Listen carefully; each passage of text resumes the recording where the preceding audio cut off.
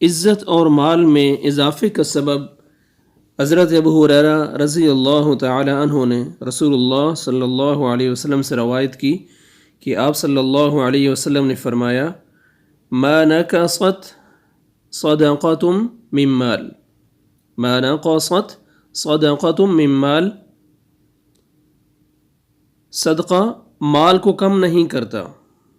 وما زاد اللہ عبدا بعفو الا عزا، اور معاف کرنے سے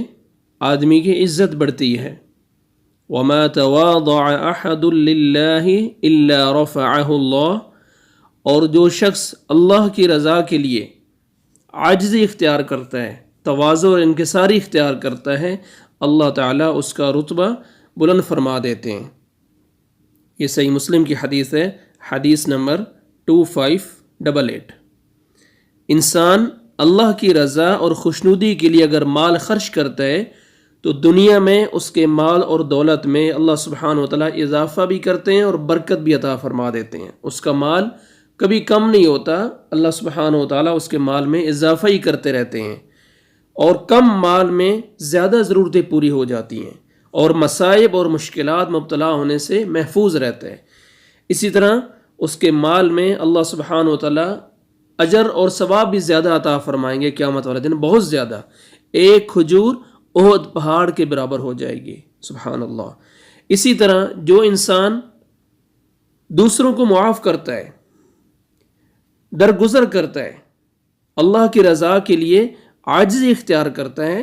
یعنی تکبر چھوڑ دیتا ہے، لوگوں کے ساتھ نرمی اور انکساری سے پیش آتا ہے اور اپنے آپ کو بڑا نہیں سمجھتا، تو اللہ سبحانہ وتعالیٰ اس سے بلند مقام عطا فرماتے ہیں، یعنی دنیا میں بھی عزت دیتا ہے اللہ سبحانہ وتعالیٰ اور آخرت میں بھی درجات بلند فرماتا ہے۔ اس سے یہ سبق ملتا ہے کہ اصل عظمت تکبر میں نہیں بلکہ عاجزی میں ہے۔ مثال کے طور پر ایک شخص کو اللہ نے علم بھی دیا ہے، مال بھی دیا اور منصب بھی دیا ہے، علم، مال اور منصب کے ہونے کے باوجود لوگوں سے اچھے اخلاق سے ملے، خود کو کم تر سمجھے،